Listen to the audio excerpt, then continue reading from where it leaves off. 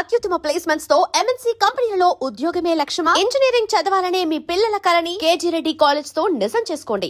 హైడ్రాని కూనంనేని సాంబశివరావు గారు డ్రాగన్గా అభివర్ణిస్తున్నారు. ఒక్కొక్కరు దానికి ఒక్కొక్క పేరు పెట్టి అదొక డైవర్షన్ కోసం లేకుంటే బెదిరింపులకు భయపెట్టానికో వాడుతున్నారు అనేది యాక్చువల్గా ఎందుకు వచ్చింది సడన్గా హైడ్రా ఇప్పుడు తెర మీదకి? గుడ్, ఒక మంచి చర్చను లేవదీసినారు. అంటే ముందుగా మనం ఈ చర్చలోకి వెళ్ళే ముందు రేవంత్ రెడ్డిని నిజంగానే అభినందించాలి. ఎందుకంటే ఈ మహానగరాన్ని ఒక నరక కూపంగా మార్చేసినటువంటి ఆక్రమణదారులను నిజంగానే భయపెట్టినా బెదిరించినా ఇంకొకటి చేసినా తప్పేం లేదు, కూల్ చేసినా కూడా తప్పేం లేదు. ఎందుకంటే హైదరాబాద్ నిర్మాణమైంది లేదా హైదరాబాద్కు ఉన్నటువంటి స్వభావమే సిటీ ఆఫ్ లేక్స్ అనేవాళ్ళు. కొన్ని 2500 చెరువుల గొలుసుకట్టు చెరువుల సమాహారంలాగా హైదరాబాద్ ప్రతి అడుగున ఒక కొలను ఉండేటువంటిది. అడుగడుగున గుడి ఉంది అన్నట్టు హైదరాబాద్లో అడుగడుగున ఒక కొలను, అడుగడుగున ఒక చెరువు, అడుగడుగున ఒక కుంట ఉండి ఇది ఒకదానికొకటి లింక్డ్గా ఉన్నటువంటి ఒక సజీవ జలదృశ్యం హైదరాబాద్. అటువంటి దాన్ని ఒక మురికి కూపంగా మార్చడానికి ఈ చెరువుల దురాక్రమణ అనేటువంటిది కారణమైంది. దాని గురించి మనం తర్వాత చర్చిద్దాం. ఇది హైడ్రానా, లేకపోతే డ్రాగనా, లేకపోతే డైవర్షనా, లేకపోతే ఇంకొకట, ఇవన్నీ రాజకీయ లబ్ధి కోసం మాట్లాడుతున్నటువంటి మాటలు. నిజానికి హైడ్రా అనేది మొట్టమొదటిసారిగా విన్నప్పుడు నాకు మా intermediate 10th class 9th class రోజులు గుర్తొచ్చినాయి. హైడ్రా అనేది ఒక చిన్న జీవి. అవును, ఆ చిన్న జీవి కానీ అన్ని జీవుల కంటే అత్యంత విశిష్టత కలిగినటువంటి జీవి. అంటే కేవలం టెంటకిల్స్, కూరలు, ఒక ట్యూబ్ లాంటి ఒక చిన్న ఆకారంతో ఎటైనా వెళ్ళి దేన్నైనా చంపగలిగేటువంటి, దేన్నైనా కొట్టగలిగేటువంటి జీవి మొదటిది. రెండోది, ఇది చెరువులను ఆక్రమిస్తుంది లేదా మంచినీటి కుంటలను ఆక్రమిస్తుంది, మంచినీటి చెలుమలలో ఉంటుంది. దీన్ని అంటే మంచినీళ్ళలో మాత్రమే, మంచినీటి కుంటల్లో చెరువుల్లో మాత్రమే జీవించేటువంటి ఆవాసం ఉండేటువంటి జీవి. మూడవది, దీనికి పుట్టుక ఉంటుంది తప్ప చావు అనేది ఉండదు. పునరుత్పత్తి అనేది కూడా దాన్ని అదే చీల్చుకొని దాన్ని అదే ముక్కలు చేసుకొని ఇంకొక జీవిగా, అంటే మనకి పాతకాలంలో మన పురాణాలలో ఎట్లాగైతే ఒక తల పోతే ఇంకొక తల వచ్చి అతుక్కుంటుందో అట్లా బాడీలోంచి ఒక భాగం దిగిపోతే మళ్ళీ ఆ భాగానికి టెంటకిల్స్, ఆ భాగానికి నోరు, ఆ భాగానికి కళ్ళు, అట్లా ఉండేటువంటి ఒక విచిత్రమైన జీవి. బహుశా జీవులలో మరణం లేని జీవి ఏదైతే అది హైడ్రా. ఈ పేరు విన్నప్పుడు నిజంగానే ఇది భలే పెట్టినారు ఎవరో. దాని పెద్ద అది అబ్జర్వేషన్ కూడా కలవదు, అంటే పర్ఫెక్ట్గా మ్యాచ్ ఏం కాదు. బట్ కావాల్సుకునే వాళ్ళు హైడ్రా అనేటువంటి పేరుని చూస్ చేసుకున్నారు. ఈ హైడ్రా నిజంగానే చెరువులను ఆక్రమించుకుంటుంది కాబట్టి చెరువులను ఆక్రమించుకున్నటువంటి వాళ్ళ మీదనే దీన్ని గురిపెట్టినారు. ఫైన్. ఇది కొన్నిసార్లు మీకు కక్ష సాధింపులాగానో, కొన్నిసార్లు రాజకీయ దీనికోసమో అనిపించవచ్చు, తప్పేం లేదు. కానీ రేవంత్ రెడ్డి గారు, ముఖ్యమంత్రి గారు క్లియర్గా కొన్ని విషయాలు 2-3 రోజుల నుంచి ఆయన లీక్ చేసుకుంటూ వస్తున్నారు. ఏదో పిచ్చాపాటిగా మీడియాతో మాట్లాడేటప్పుడు ఇంకొకటి చెప్తున్నారు. ఆ చెప్తున్నటువంటి విషయాలను గమనించినప్పుడు, లేదా దానికి అధికారిగా నియమితులైనటువంటి రంగనాథ్ గారు ఓవర్ హైప్ చేస్తూ మాట్లాడుతున్నటువంటి మాటలను విన్నప్పుడు కానీ, అంటే ఎప్పుడైనా ఆఫీసర్లు నిజానికి లో ప్రొఫైల్గా ఉంటారు, ఉండాలి కూడా. ఎందుకంటే ఇటువంటి డిసిషన్స్లో పొలిటీషియన్స్ ఎటు టర్న్ అవుతారో తెలియదు. కానీ రంగనాథ్ గారు చాలా ఓవర్ హైప్. అసలు నాకు ఆశ్చర్యం వేస్తుంది. ఆయన రోజుకు 10 ఛానళ్ళతో మాట్లాడుతున్నాడు, యూట్యూబ్లను కూడా ప్రామాణికంగా తీసుకుంటున్నాడు, యూట్యూబ్ ఛానళ్ళల్లో పెద్ద పెద్ద ప్రసంగాలు చేస్తున్నాడు, ఎవరిని వదలమని చెప్తున్నాడు. జనరల్గా ఆఫీసర్ చెప్పకూడదు, ఎవరిని వదలో నీ చేతిలో ఉండదు. ఎందుకంటే ఈ హైడ్రా కమిటీ చైర్మన్ ఎవరు? Hydraa committee chairman chief minister. అసలు హైడ్రాకు చట్టబద్ధత ఉందా అనేటువంటి చర్చ మీ మాటలతో స్టార్ట్ అవుతున్నది. దాని గురించి కూడా మాట్లాడు. మొత్తానికి ఇవాళ హైదరాబాద్లో ఒక సంచలనం క్రియేట్ చేయడానికి, ఒక సెన్సేషన్ క్రియేట్ చేయడానికి, అదేవిధంగా మీరు అంటున్నట్టుగా కొందరిని భయపెట్టడానికి, కొందరిని బెదిరించడానికి, బెదిరించడం మిమ్మల్ని నన్ను ఎవడు భయపెట్టలేడు, ఎవరు బెదిరించలేరు. ఎవరైతే ఆక్రమించుకున్నారో వాళ్ళందరూ భయపెడతారు. అది అక్కినే నాగార్జున అయ్యొచ్చు, లేకపోతే ఇంకోలా ఉండొచ్చు. ఆక్రమణదారులు చివరికి తిరుపతి రెడ్డి ఆయన కూడా ఉండొచ్చు. ఎందుకంటే నేను రేవంత్ రెడ్డి గారు స్పష్టంగా చెప్తున్నారు, నా తమ్ముడైనా, నా అన్న అయినా, ఇంకోళ్ళైనా, నా కుటుంబ సభ్యులైనా కూడా నేను హైడ్రాను పంపిస్తాను, దాన్ని వెనక్కి తగ్గేటువంటి సమస్యలు. నిన్న మొన్న అటువంటి లెటర్లు వెళ్ళడము, అటువంటి ఉత్తర్వులు వెళ్ళడం జరిగింది. కాబట్టి ఈ నేపథ్యంలో మనం ఖచ్చితంగా ఈ ముఖ్యమంత్రి తీసుకున్నటువంటి చర్యను ఖచ్చితంగా సమర్థించాలి. ఖచ్చితంగా ఇది కొనసాగేటట్టుగా చూడాలి. ఖచ్చితంగా ఈ పోలీస్ వారి మధ్యలో ఆపేసి రేవంత్ రెడ్డి అర్ధాంతరంగా నిష్క్రమించకుండా కాపాడగలగాలి అనేటువంటి అభిప్రాయం అయితే నాకు చాలా స్పష్టంగా ఉంది. ఇకపోతే రెండవది, అసలు ఈ ఆక్రమణలకు కారణం ఎవరు? నిజంగానే ఇది కక్ష సాధింపుతో చేస్తున్నారా? కక్ష సాధింపుతో చేస్తున్నారు అని అంటే అసలు ఆక్రమణ లేని చోటికి పోయి హల్చల్ చేస్తే ఇది కక్ష సాధింపు కోసం, బెదిరించడం కోసం అని అనుకోవచ్చు. అక్కినేని నాగార్జున గారు తన ఇన్కన్వెన్షన్ సెంటర్ని చెరువులో కట్టినాడు అనేటువంటిది గతంలోనే ఎస్టాబ్లిష్ అయినటువంటి వాస్తవం. దాంట్లో 2.5 ఎకరాలో 2 ఎకరాలో చెరువు శిఖం భూమి ఉంది, ఎఫ్టీఎల్లో ఉంది అని గతంలో ఇచ్చినటువంటి నివేదికలు, మ్యాపులు చూస్తే మనకు అర్థమవుతుంది. సరే, దాని మీద కోర్టు కేసు ఉందా, కోర్టు ఏమన్నా దాన్ని స్టే ఇచ్చిందా అని అంటే అది కోర్టులకు ఉన్నటువంటి అంశం. ఇప్పుడు మనం కూల్చేసి కూడా 3 రోజులు అయింది, 4 రోజులు అయింది, కోర్టులు ఏం జోక్యం చేసుకోవు. ఇప్పుడు ఇంకా అయిపోయింది, దాన్ని నిలమట్టం చేసినారు. అయితే ఇది న్యాయము అన్యాయము ఎంతవరకు అనే చర్చలోకి పోకపోతే ఇది ఒక భయాన్ని అయితే క్రియేట్ చేసింది. నాగార్జున లాంటి వాళ్ళనే కొట్టేసినారు అనేటువంటి భయం అయితే ఇవాళ ఆక్రమణదారులందరిలో కలిగింది. అన్యాపదేశంగా రంగనాథ్ గారు కూడా అదే చెప్తున్నారు, మేము భయం క్రియేట్ చేస్తాం, భయంతో అవగాహన వస్తుంది. ఇది పోలీస్ నైజం. పోలీసులకు ఉండేటువంటి ఏంటంటే ఒక ఎన్కౌంటర్ చేస్తాం, ఎన్కౌంటర్ తోటి ఒక భయం వస్తుంది. భయం వస్తే ఎవరు నక్సలైట్లకు అన్నం పెట్టరు, సో దాంతో సెటరేట్ అయిపోతుంది. అట్లాగే సారా బట్టీలు కాల్చే వాళ్ళను వెళ్ళి వాళ్ళను ఒకసారి ధ్వంసం చేసి అందరిని పీడే యాక్ట్ పెట్టేసి ఇంకొకటి చేసేస్తే భయం వస్తుంది. భయం అంటే నేను అంటున్నా, భయంలోంచి మాత్రమే న్యాయం రాదు, అవగాహనతో కూడా న్యాయం వస్తుంది, చట్ట పరిధిలో పనిచేయడం వల్ల కూడా న్యాయం వస్తుంది. సరే, ఆ చర్చలోకి మనం పోకపోతే ఇప్పటి వరకు అయితే హైదరాబాద్లో ఒక భయం అయితే ఇవాళ ఆవరించింది. హైడ్రా అనేది ఎట్లాగైతే హైడ్రాకున్న ఇంకొక లక్షణం ఏంటంటే అది ఎటైనా పోతుంది, ఎటు అయినా పోగలిగే ఒకే జీవి హైడ్రా. అమీబా, హైడ్రా రెండు వాటికి దిశ సంబంధం లేదు. మనిషి ముందుకైనా నడుస్తాడు, జాగ్రత్త వెనకకైనా నడుస్తాడు. ఇటు సైడ్కి ఈ యాంగిల్లో నడవడం అనేది 360 అది సాధ్యం కాదు. హైడ్రా 360 డిగ్రీస్లో ఏ యాంగిల్లోనైనా నడవగలుగుతుంది. అంటే అది వెనకకైనా రాగలుగుతుంది, ముందుకైనా పోగలుగుతుంది. కాబట్టి ఇది ఒకంతకైతే ఇప్పటి వరకు ఉన్నటువంటి దీంట్లో ఇది మంచిది. కానీ 3-4 అంశాలు ప్రధానంగా బయటకు వస్తున్నాయి.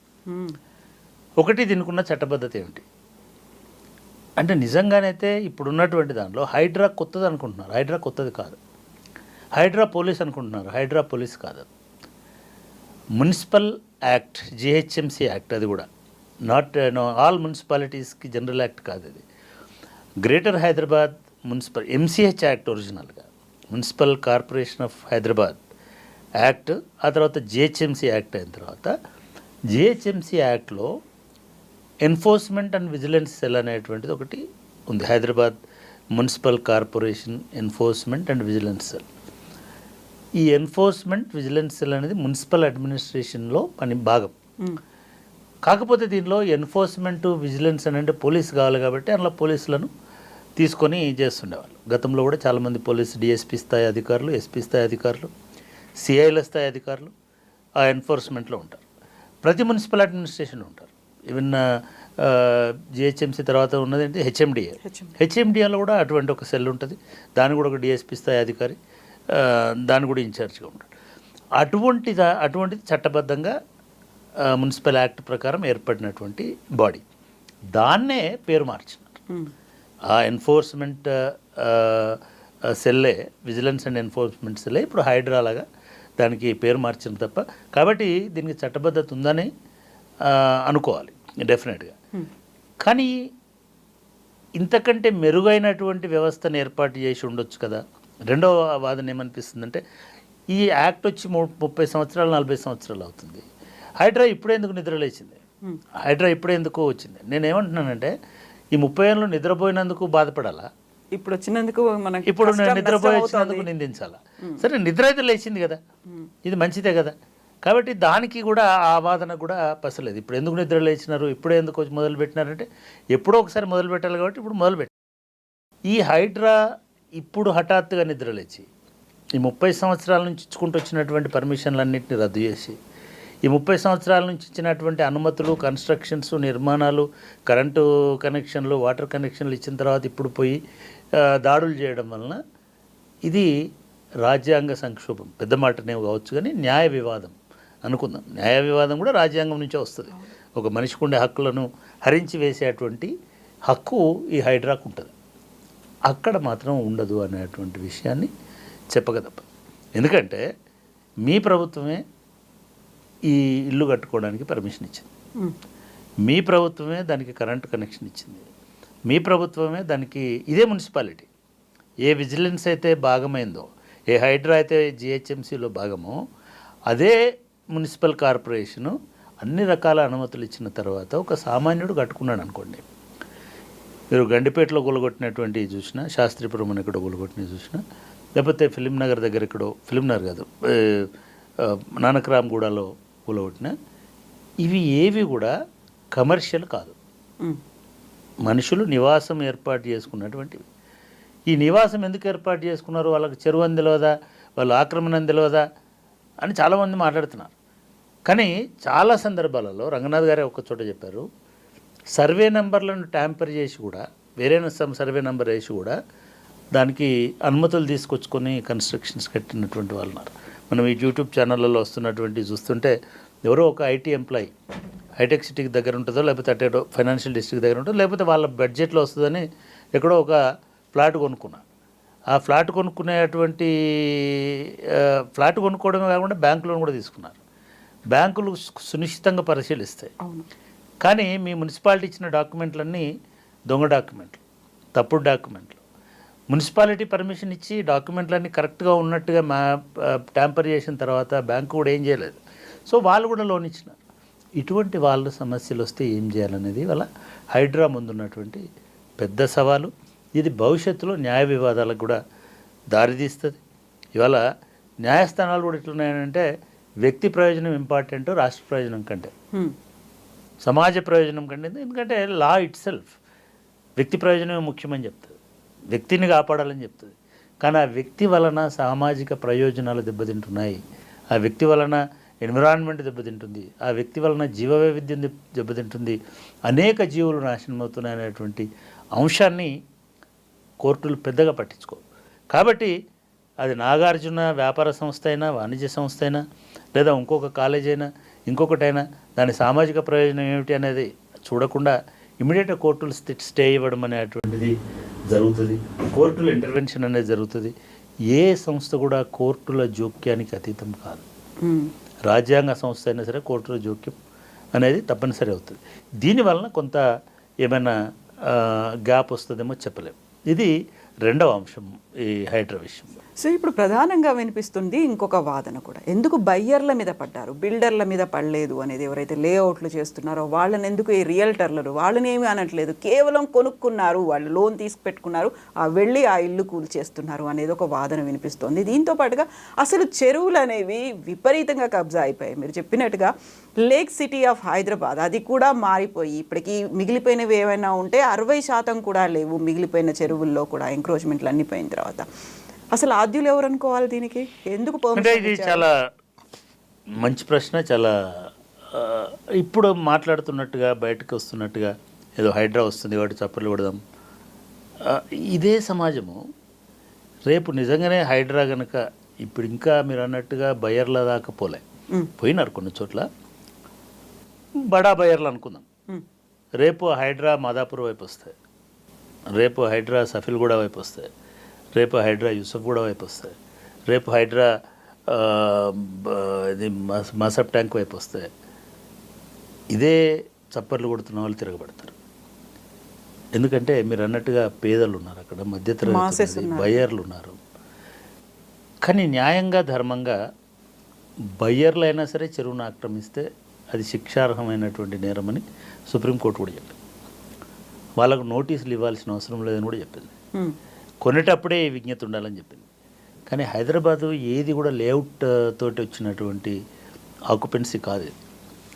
వితౌట్ లేఅవుట్స్ మున్సిపల్ ఆఫీసర్స్ కుమ్మక్కైపోయి బిల్డర్లు, చిన్న చితక బిల్డర్లు ఉండొచ్చు, మెగా బిల్డర్లు ఉండొచ్చు, బడా బిల్డర్లు ఉండొచ్చు, వాళ్ళు అమ్ముకున్నారు, వెళ్ళిపోయినారు. బిల్డర్ బాధ్యత ఆక్యుపెన్సీ సర్టిఫికేట్ వచ్చేదాకానే ఉంటుంది. కొనుక్కున్నవాడి బాధ్యతనే జీవితకాలం ఉంటుంది. Home is not for builder, home is for buyer. Buyer నివసిస్తాడు కాబట్టి బయ్యర్ బాధ్యతనే. ఇది నిర్దాక్షిణ్యమైనటువంటి నిజం. కాబట్టి కొనేటప్పుడే జాగ్రత్త పడి ఉండాల్సిందే అనేటువంటిది మొదటి వాదన. రెండవ వాదన హౌసింగ్ రైట్స్లో మళ్ళీ నేను కొనుక్కున్నాను, ఈ గవర్నమెంట్ సర్టిఫై చేసింది, ఈ బ్యాంకు లోన్ ఇచ్చింది, నేను బాధ్యున్నట్లు అవుతా. అప్పుడు ఎవరైతారు బాధ్యులు? బిల్డర్ కాదు, దానికి పర్మిషన్ ఇచ్చినటువంటి మున్సిపల్ ఆఫీసర్ అవుతాడు, సర్వేయర్ అవుతాడు, టౌన్ ప్లానింగ్ ఆఫీసర్ అవుతాడు, టౌన్ ప్లానింగ్ సూపర్వైజర్ అవుతాడు, టౌన్ ప్లానింగ్ ఎవరైతే చీఫ్ టౌన్ ప్లానర్ ఎవరు ఉన్నారో ఆయన అవుతాడు. చివరిగా ఎవరు అవుతారు? ప్రభుత్వం బాధ్యత వహిస్తుంది. అంటే రేవంత్ రెడ్డి పులి మీద స్వారీ చేస్తారు అని నేను ఒక ట్వీట్ చేస్తే చాలామంది చాలా రకాల రియాక్ట్ అయినారు. ఈ పులి ఏమిటంటే పులి హైడ్రా కాదు, పులి ప్రభుత్వమే. ప్రభుత్వమే ఈ మొత్తము దుర్మార్గాలకు కారణమై వాళ్ళ ప్రభుత్వమే మళ్ళీ దాన్ని మేము అంతమొందిస్తామని అనడానికి పోతున్నది. నేను దీన్ని కొంచెం డీటెయిల్లో కూడా చెప్తాను. ఇప్పుడు ప్రభుత్వమే అన్నారు, ఈ ప్రభుత్వం వచ్చి 9 నెలలు కూడా కాలేదు. అంతకుముందు చేసిన ప్రభుత్వం ఎప్పుడైనా సరే ఒకటి మనం గమనించాల్సింది ఏంటంటే, అన్ఫార్చునేట్లీ మీ ప్రభుత్వం మన ప్రభుత్వం అనుకుంటున్నారు, కానీ ఎప్పుడైనా ప్రభుత్వం ఒకటే, ఎప్పుడైనా ప్రభుత్వం ఒకటే. ప్రభుత్వాన్ని నడిపించే స్వారీ చేసేవాడు మారుతాడు తప్ప పులి మాత్రం ఒకటే. ఆ పులి మీదనే కూర్చుంటారు ఎవరైనా సరే. ఇవాళ మీ ప్రభుత్వం అట్లా చేసింది, మా ప్రభుత్వం గులగొడుతుందని అనడం అనేది తప్పు. మీ ప్రభుత్వం చేసిన దానికి మీ ప్రభుత్వాన్ని పరిపాలించిన రాజకీయ నాయకులకు బాధ్యత కాదు. రూల్స్ని ప్రొటెక్ట్ చేయడానికి భారతదేశంలో డాక్టర్ బాబాసాహెబ్ అంబేద్కర్ ఇటువంటి కుక్కమూతి పుందలు రేపు రాజ్యాంగాధికారంలోకి వస్తాయి, వాళ్ళు ప్రధానులు అవుతారు, ముఖ్యమంత్రులు అవుతారు, పాలకులు అవుతారు. కాబట్టి స్వతంత్రంగా రాజ్యాంగం ప్రకారం, శాసనాల ప్రకారం, రూల్ ప్రకారం నడిచేటువంటి బ్యూరోక్రసీ అనేటువంటి ఒక సెకండ్ పిల్లర్ని ప్రతిష్ఠింపజేసినాడు. ఓన్లీ పొలిటికల్ లీడర్సే రూలర్స్ కాదు భారతదేశంలో. అన్ఫార్చునేట్లీ అనుకుంటున్నారు. చంద్రశేఖరరావు, కేసీఆర్ నేనే రూలర్ అనుకుంటాడు. రేవంత్ రెడ్డి గారు నేనే రూలర్ అని ఆయన కూడా గట్టిగా కూర్చొని ఉంటాడు. రూలర్స్ మీరు కాదు, మీరు రూల్ మేకింగ్ మాత్రమే చేస్తారు. రూల్ అడ్మినిస్ట్రేషన్ రంగనాథ్ చేస్తాడు, రూల్ అడ్మినిస్ట్రేషన్ ఇంకొక పోలీస్ ఆఫీసర్ చేస్తాడు, ఇంకొక చీఫ్ సెక్రటరీ చేస్తాడు. అది ప్రభుత్వం. ఎవరైతే ప్రభుత్వం ఇంకో రెండవ లక్షణం నేను చెప్తా, ప్రభుత్వం శాశ్వతమైనది, 5 సంవత్సరాల కోసం ఉండే ప్రభుత్వం కాదు. పార్టీ 5 సంవత్సరాల కోసం ఉంటుంది. ఆ పార్టీ 5 సంవత్సరాల అధికారంలో ఉండొచ్చు, 10 ఉండొచ్చు, గెలిచినంత కాలం ఉండొచ్చు. కానీ ప్రభుత్వం అనేది ఒక కంటిన్యూటీ. తెలంగాణ ప్రభుత్వమే, గత ప్రభుత్వమైనా తెలంగాణ, కేసీఆర్ సొంత ఆస్తి కాదు, కేసీఆర్ ప్రభుత్వం అంటారు అందరూ. కేసీఆర్ వాళ్ళ చింతమడక ప్రభుత్వం అదేమన్నా రాచరికమా? అది ఇదేమో రేవంత్ రెడ్డి ప్రభుత్వమా? ఇదేమన్నా కొండారెడ్డిపల్లి రెడ్డితనమా? కాదు కదా. Government is government. కాకుంటే పార్టీల వారీగా చూసుకున్నప్పుడు అదంతా టీఆర్ఎస్, బీఆర్ఎస్. నేను మళ్ళీ అదే చెప్తున్నా, పార్టీల వారీగా ప్రభుత్వాలు ఉండవు దయచేసి. పార్టీల వారి ప్రభుత్వం, తెలంగాణ ప్రభుత్వము అనే రాజముద్ర ఏదైతే ఉంటుందో దట్ ఈజ్ గవర్నమెంట్. అక్కడ ఎవరున్నారు? రేవంత్ రెడ్డి గారు ఉన్నారా, లేదా కేసీఆర్ గారు ఉన్నారా, లేకపోతే ఇంకొక ఆయన ఉన్నాడా? ఇది కాదు. వాళ్ళ నరేంద్ర మోడీ ప్రభుత్వం భారత ప్రభుత్వం. అది నరేంద్ర మోడీ సొంత గుజరాతీ ప్రభుత్వం కాదు, అది భారత ప్రభుత్వం, భారత ప్రధాని ఆయన. అట్లా రేవంత్ రెడ్డి గారు తెలంగాణ ముఖ్యమంత్రి, కేసీఆర్ గారు తెలంగాణ ముఖ్యమంత్రి గతంలో. సో ఇది ప్రభుత్వం. ఈ ప్రభుత్వ విధానం అనేటువంటిదే ప్రామాణికత అడ్మినిస్ట్రేషన్కి. ఇందాక చెప్పా, మున్సిపల్ యాక్ట్లో ఉన్నది కాబట్టి హైడ్రా మాట వినాలా. మున్సిపల్ యాక్ట్లో విజిలెన్స్ చేయమని ఉంది, అదేవిధంగా ఎన్ఫోర్స్మెంట్ చేయమని ఉంది, కూలగొట్టమని కూడా ఉంది. కాబట్టి కూలగొడతారు. ఇక్కడ ప్రభుత్వముకు వర్సెస్ ప్రజలకు గొడవ వస్తుంది రేపు. ఎప్పుడు ప్రాబ్లం అవుతుందంటే, ఇవాళ నేను చూశాను, దుర్గం చెరువులో కట్టుకున్నటువంటి చాలామందికి నోటీసులు ఇచ్చారు. కావూర్ హిల్స్లో చాలామందికి నోటీస్. నిజంగా కూడా నేను మన వ్యూవర్స్కి అర్థం అవ్వడానికి, ఈ దుర్గం చెరువు, కావూర్ హిల్స్, జూబ్లీ హిల్స్ జూబ్లీహిల్స్లో ఉన్న చెరువుల గురించి ఒక చిన్న ఇది చెప్తాను. నేను హైదరాబాద్లో ఆంధ్రజ్యోతిలో పనిచేస్తున్నటువంటి కాలం అంటే 88, 87, 86, 87 నుంచి 90 మధ్య కాలంలో ఆంధ్రజ్యోతి అంటే పంజాగుట్ట చౌరస్తా వరకే రోడ్డు. పంజాగుట్ట చౌరస్తా నుంచి ఆ శ్మశాన వాటికి నుంచి director road number 1 Banjara hills అని అక్కినే నాగేశ్వరరావు వాళ్ళ ఇల్లు ఉండేటిది. నాగేశ్వరరావు గారి ఇల్లు, అదేవిధంగా సుబ్బరామరెడ్డి గారి ఇల్లు, ఎలీట్ ఇళ్ళన్నీ ఆ బంజారా హిల్స్ ఆ ఒక్క రోడ్లో రోడ్ నెంబర్ 1లో ఉండేటి. ఆ నుంచి మిగతా రోడ్స్ వచ్చేటి. ఇప్పుడు రోడ్ నెంబర్ 3 ప్లస్ జూబ్లీహిల్స్ అప్పటికి లేదు. ఆ టైంలో ఒక మిత్రుడు జయహింద్ రెడ్డి గారని, ఆయన జర్నలిస్టే. ఆయన ఇక్కడ కూడా ప్లాట్లు ఉన్నాయి, పేద మధ్యతరగతి జర్నలిస్టులకు ప్లాట్లు అమ్ముతున్నారు, కొనడమే. ఆయన ఒక రియల్ ఎస్టేట్ ఏదో చేసినాడు, వచ్చాడు. ఒక మెటడోర్ బ్లూ కలర్ వ్యాన్లో బయలుదేరి 1 గంట అరగంట ప్రయాణం చేస్తే మాకు అప్పటికి చెక్ పోస్ట్ ఏరియా, ఇంకా అప్పటికి జూబ్లీహిల్స్ ఎంత ఫామ్ కాదు, ఇదంతా వచ్చింది. తర్వాత మనకి ఈ పెద్దమ్మ గుడి అదంతా ఒక చిన్న బండ్లబాట, అది మాదాపూర్ అనే ఊరికి పోయే దారి. ఆ దారిలో వెనక మధ్యలో సగం మంది దిగి వచ్చేసి, నేను అప్పటి స్టూడెంట్ను ప్లస్ జర్నలిస్ట్ని కూడా, నేను పెద్ద నాకు ఆసక్తి లేదు, ఓరియంటేషన్ లేదు, కానీ చాలామంది నా మిత్రులు పోయినారు. 42 రూపాయలు 45 రూపాయల గజం కొనుక్కున్నాను. మేము అక్కడ ఎందుకు దిగి మధ్యలో వచ్చినామంటే అది ఒక పెద్ద అడవి, చెరువు. ఆ చెరువే దుర్గం చెరువు. ఆ చెరువు అవతల ఈ ప్లాట్లు ఉన్నాయి. ఇప్పుడు హైటెక్ సిటీకి మాదాపూర్కు మధ్యలో పత్రికా నగర్ అని ఉంది, అదే ప్లేసు. అది మొత్తం ఒక బురద, ఒక పెద్ద చెరువు శిఖం అంటాం కదా, చెరువు శిఖం లాంటి ఏరియా. నా డౌట్ ఇప్పటికీ ఎవరైనా రంగనాథ్ గారు చెప్పినట్టు, లేదా పొంగులేటి శ్రీనివాసరెడ్డి అనే రెవెన్యూ మినిస్టర్ ఉన్నాడు మనకి, ఆయన కొత్త టేప్ పట్టుకొని రండి కొలవండి అంటున్నాడు. నిజంగానే కొత్త టేప్ పట్టుకొని కొలిస్తే హైటెక్ సిటీ కూడా చెరువు శిఖంలో ఉంటుందని నాకు గట్ ఫీలింగ్. నాకు చాలా పెద్ద ఇది ఉంది. అది కూడా చెరువులనే కట్టినారు.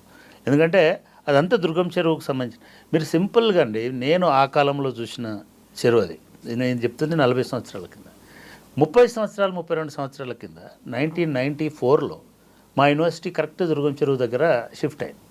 అక్కడ మా యూనివర్సిటీకి 52 ఎకరాల స్థలం ఇచ్చినారు. మేము అక్కడికి వచ్చేటప్పటికి దారి లేదు.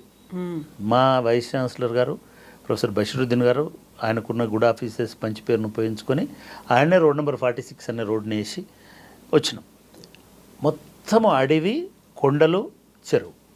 అది తప్ప వేరే ఇల్లు, నివాసము, గుడిసె ఏది కనబడలే మాకు. అప్పటి చెరువు యొక్క విస్తీర్ణము 156 ఎకరాలు, 165 ఎకరాలు దుర్గం చెరువు విస్తీర్ణం. ఆ దుర్గం చెరువు ఒక బ్యూటిఫుల్ న్యాచురల్ లేక్, సహజ సిద్ధమైన చెరువు. ఆ చెరువుకు మత్తడి, తూములు ఇవన్నీ. అది నెక్స్ట్ డౌన్లోకి పోతే మల్కం చెరువు అని మనకి ఇప్పుడు గచ్చిబౌలి ఏరియాలో ఒక చెరువు ఉంటుంది. అది న్యాచురల్గా ఈ మత్తడి దుంకి లేదా ఈ తూముల ద్వారా నీళ్ళు పోయి మల్కం చెరువు. ఈ మల్కం చెరువు ఇంకొక నానకరామగూడలో ఇంకొక చెరువు ఉంటుంది.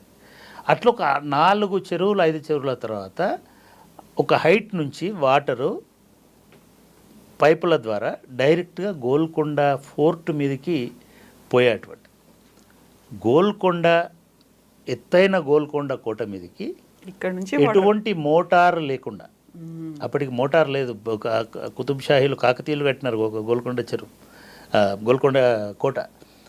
అక్కడికి కుతుబ్ షాహీల టైంలో ఎటువంటి చోదక శక్తి లేకుండా కేవలం గ్రావిటీ అని అంటాం, భూమి ఆకర్షణ దీంతో గ్రావిటీతోటి నీళ్లను గోల్కొండ కోట మీదకి తరలించేటువంటి వాళ్ళు మొదటి. ఆ కోట మీదకి నీళ్లు తీసుకుపోయిన తర్వాత గోల్కొండ అనేది అప్పటికి 30,000 జనాభాతో ఉన్నటువంటి ఒక నగరం. ఆ నగరానికి నీళ్లు సరఫరా చేసేటువంటి వాళ్ళు. ఇదే దుర్గం చెరువు నుంచి కాలువల ద్వారా, ఇదే మల్కం చెరువు నుంచి కాలువల ద్వారా మీరు ఇప్పటికీ కూడా ఈ టోలీ చౌకీ ఏరియాలో చూడొచ్చు, మంచినీటి కాలువ అని రాసి ఉంటుంది. ఆ నాలాస్ అని అంటున్నారు ఇప్పుడు. అసలు హైదరాబాద్ మొత్తము కాలువల ద్వారా నీళ్ళు వస్తే తాగేటువంటి నగరంలాగా నిర్మించినారు. ఇది 1960s, 70s దాకా ఈ కాలువల్లో నీళ్లు ప్రవహించినాయి. ఎప్పుడైతే GHMC Hyderabad municipal corporation of Hyderabad MCH అనేది ఏర్పడింది. MCHలో కూడా కాలువల నిర్వహణ విభాగం ఉండేది. కాలువల ద్వారానే నీళ్లు తోడుకునేటువంటిది. అప్ టు ఇవి రాకముందుకు ఈ ఓల్డ్ ఏరియాని చెరువుల ద్వారా, కాలువల ద్వారా నీళ్లు తాగేటువంటి ఇది. ఇది హైదరాబాద్కు ఉన్నటువంటి బ్యూటీ. ఇదే దుర్గం చెరువు నేను ఇందాక చెప్పినట్టుగా మేము 94లో అంబేద్కర్ ఓపెన్ యూనివర్సిటీ షిఫ్ట్ అయింది. ఒక 10 సంవత్సరాలు మేము గమనిస్తూనే ఉన్నాం.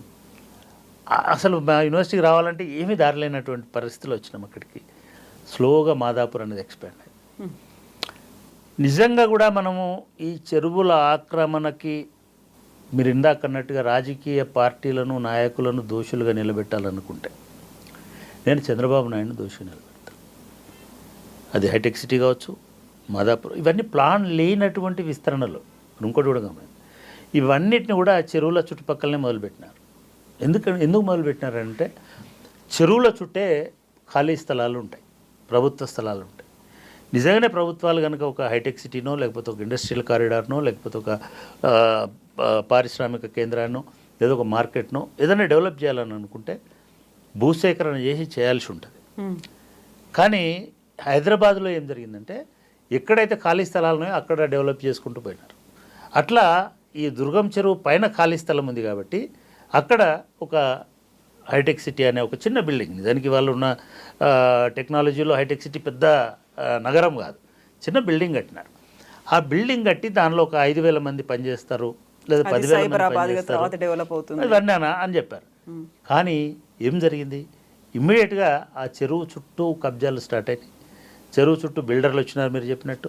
ఇవాళ నేను వింటే ఆశ్చర్యపోతున్నాను. నేను ఒక నెక్టర్ వ్యాలీ అని ఒక విల్లాస్ ప్రాజెక్ట్ వచ్చింది. దాని తర్వాత ఇంకొక 10 రకాల బిల్డర్లు వచ్చినారు, 50 రకాల అపార్ట్మెంట్లు టవర్లు కట్టినారు. ఇది మొత్తము చెరువును పూర్తిగా ఒక గుర్రపు డెక్క ఆకు ఎట్లాగైతే విస్తరించుకుంటూ ఆక్రమించుకుంటూ పోతుందో ఆ పద్ధతిలో ఇవాళ ఆ 165 ఎకరాల 60 ఎకరాల చెరువులో 62 ఎకరాలు మిగిలింది. 100 ఎకరాలు ఇవాళ కబ్జా జరిగి ఉన్నాయి. ఈ కబ్జాలో ఇవాళ జిహెచ్ఎంసీ చెప్తుంది ఇనార్బిట్ మాల్ వచ్చింది, ఒక పెద్ద హ్యూజ్ మాల్. అది మొత్తం ఆ చెరువులోనే ఉందండి, చెరువు శిఖంలోనే ఫుల్ ట్యాంక్ లెవెల్లో ఉందని చెప్తున్నారు. కేబుల్ బ్రిడ్జ్ వచ్చింది, రోడ్లు వచ్చినాయి, ప్రైవేట్ ప్రాపర్టీస్ వచ్చినాయి. ఇదంతా కూడా కేవలం చంద్రబాబు నాయుడు అక్కడ ఒక తీసుకొచ్చి అక్కడ ఒకటి కట్టడం వలన, అది అక్కడ కాకుండా ఇంకొక మైదాన ప్రాంతంలో కట్టినా ఈ నష్టం జరగకపోయేది. ఇది అక్యూజ్ చేయడం కోసం చెప్పట్లే. నేను ఇంకో ఇన్సిడెంట్ కూడా చెప్తాను. 99లోనో 2009లోనో 10లో రాజశేఖర రెడ్డి గారి కంటే ముందు చంద్రబాబు నాయుడు గారు ఉన్నటువంటి టైంలో విజయరామారావు గారు అని ఒక మినిస్టర్ ఉండేవారు. ఆయన సిబిఐ డైరెక్టర్గా పనిచేసి వచ్చినాడు. ఖైరతాబాద్ నుంచి ఎమ్మెల్యేగా చేసినాడు. ఆయన మినిస్టర్ మున్సిపల్ అడ్మినిస్ట్రేషన్. ఆయన హయాంలో విపరీతమైన ఆ టైంలో విపరీతంగా వర్షాలు పడినాయి. దుర్గం చెరువు ఫుల్ నిండిపోయింది. 3 రోజులు వర్షాలు పడినాయి. మేము 3వ రోజు యూనివర్సిటీకి వస్తే అంతా నీళ్ళతో మునిగిపోయింది. మా యూనివర్సిటీ పెద్ద కొండ మీద హైయెస్ట్ ప్లేస్లో ఉంటుంది కాబట్టి మాకు పెద్ద ఎఫెక్ట్ పడలే. కానీ ఆల్మోస్ట్ మా ల్యాండ్ అంతా కూడా మునిగిపోయింది. మేము చూస్తే అప్పుడే కడుతున్నటువంటి కొన్ని ఇల్లులు ఫస్ట్ ఫ్లోర్ వరకు మునిగిపోయాయి. అంటే ఇళ్ళల్లోకి నీళ్ళు వచ్చినాయా, చెరువుల్లోకి ఇళ్ళు వచ్చినాయా?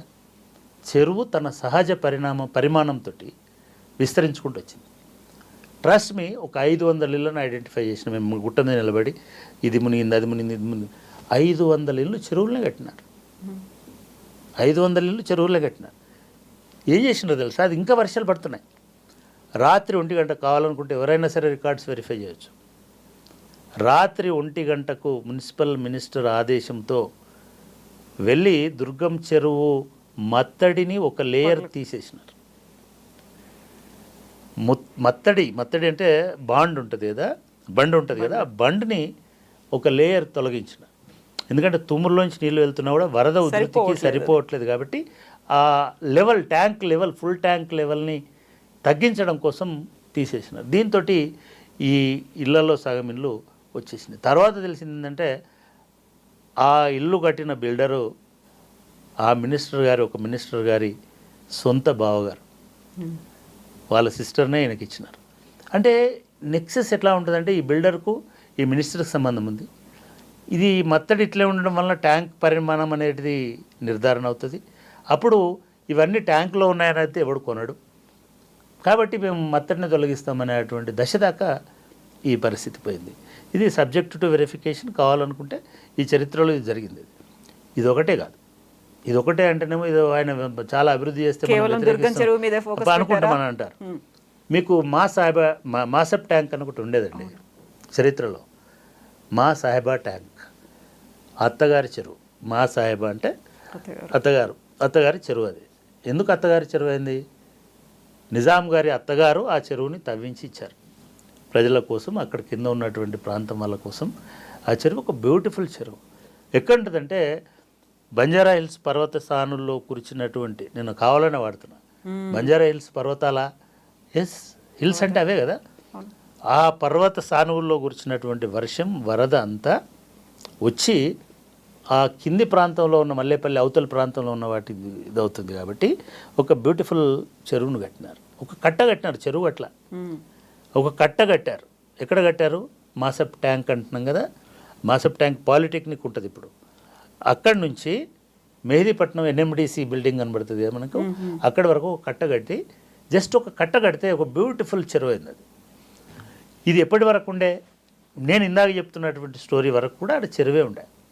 ఆ చెరువు నుంచే బయట, మీరు కూడా బాల్యంలో ఆ చెరువులోకి ఈత కొట్టేయడానికి చాలామంది పోయేవాళ్ళు, చెరువు చూడడానికి కూడా చాలామంది.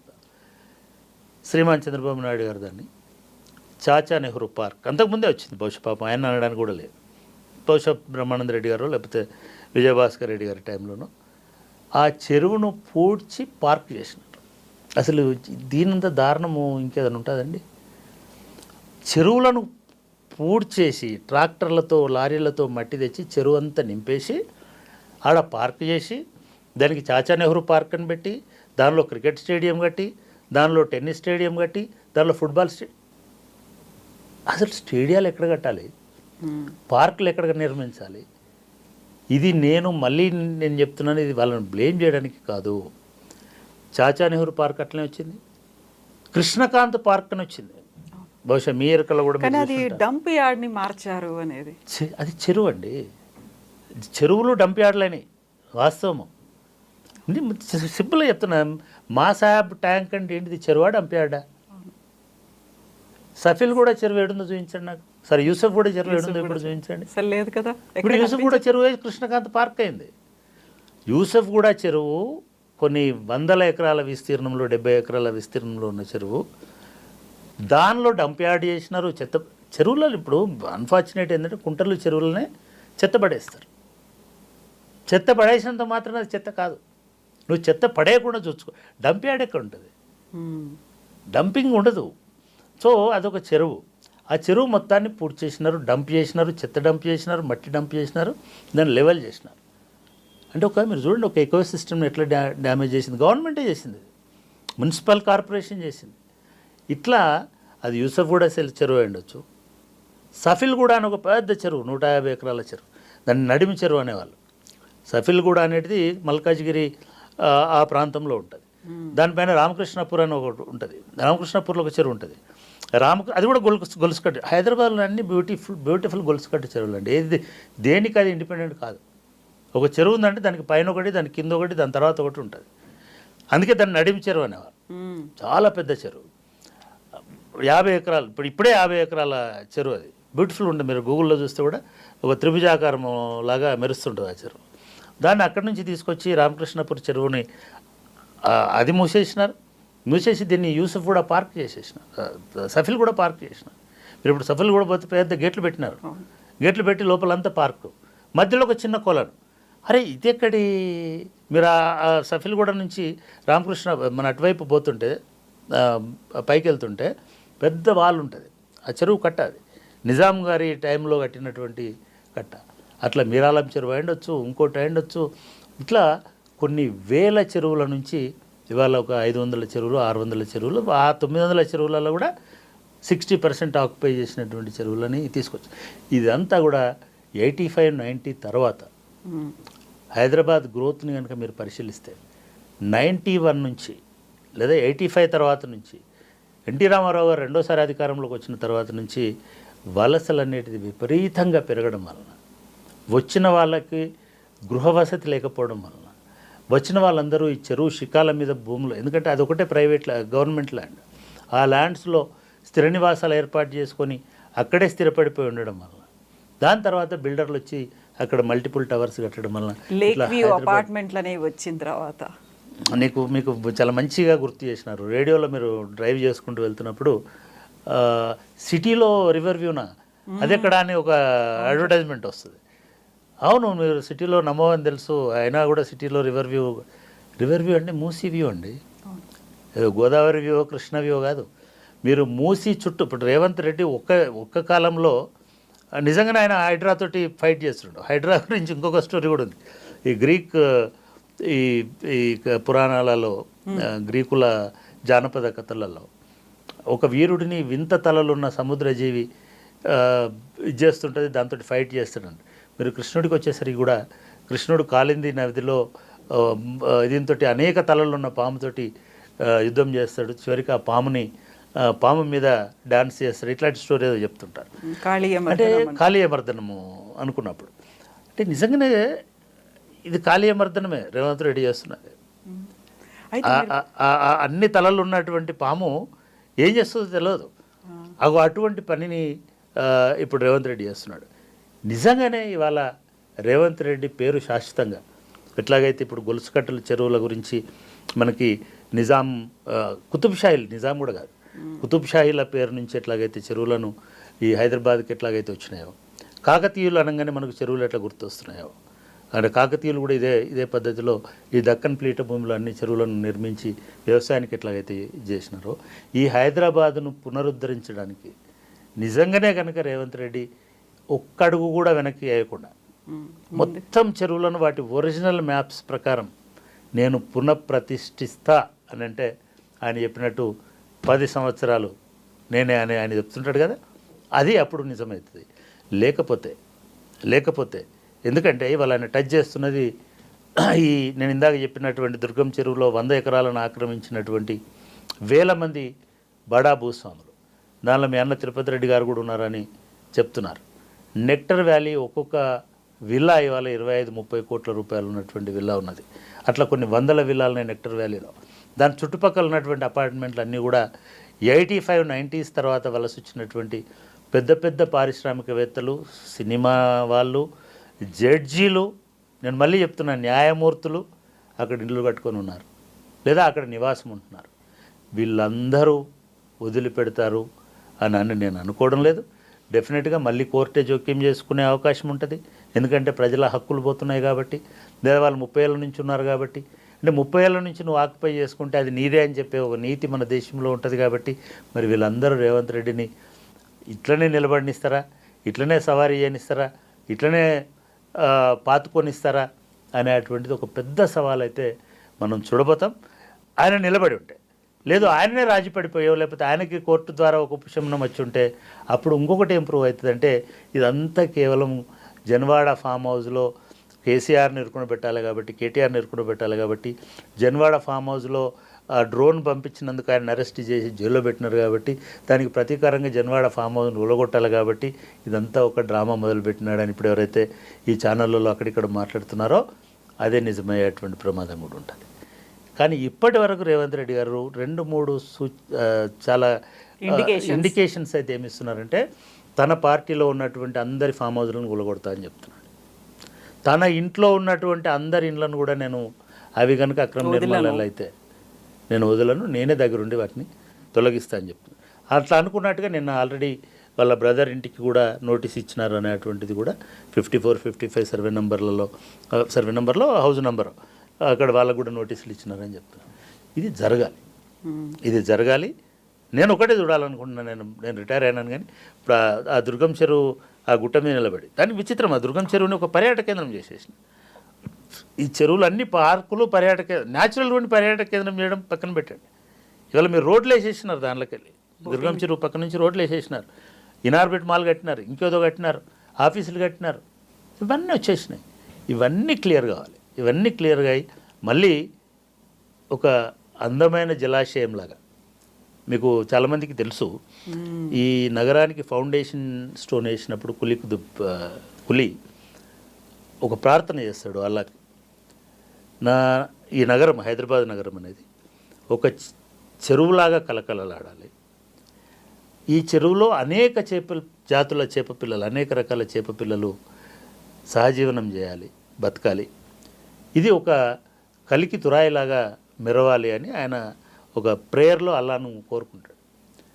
అటువంటి నగరం మళ్ళీ మనం ఈ చెరువులన్నీ క్లీన్ అయిపోయి ఇక్కడ ఆక్రమణలన్నీ తొలగిపోయి ఒరిజినల్ హద్దులు ఎట్లాగైతే మొన్న ఎన్ కన్వెన్షన్ని ఒక 5 నిమిషాలలో కూలగొట్టినారు, ఒక 5 సంవత్సరాలు పడుతుంది. ఒక షెడ్యూల్ పెట్టుకోండి, హైడ్రాకి ఒక చట్టబద్ధత ఇవ్వండి, చట్టబద్ధత ఉంది, దాని పరిధి ఎక్స్పాండ్ చేయండి, 111 జీవోని కూడా దానిలో తీసుకురండి పరిధిలోకి. ఇవి మీరు చెప్తున్నారు కదా ఇప్పుడు మొత్తము అవుటర్ రింగ్ రోడ్డు పరిధి చేస్తున్నామని జిహెచ్ఎంసీకి. ఈ అవుటర్ రింగ్ రోడ్డు పరిధి మొత్తము లోపల పరిధి, అవుటర్ రింగ్ రోడ్డు లోపల ఉన్నటువంటి అన్ని గ్రామాలు, అన్ని మున్సిపాలిటీలు, అదేవిధంగా మున్సిపల్ కార్పొరేషను, ఇవన్నిటినీ హైడ్రా పరిధిలోకి తీసుకురావాలనేది మొదటిది. హైడ్రా 1955, 1955, 54, 52 ఎప్పటి మ్యాప్ ఉంటే అప్పటి మ్యాప్ దగ్గర పెట్టుకోవాలి. దగ్గర పెట్టుకొని శాటిలైట్ ఇమేజెస్ తీసుకొని మార్క్ చేయాలి. ఇది రెండవది. మూడవది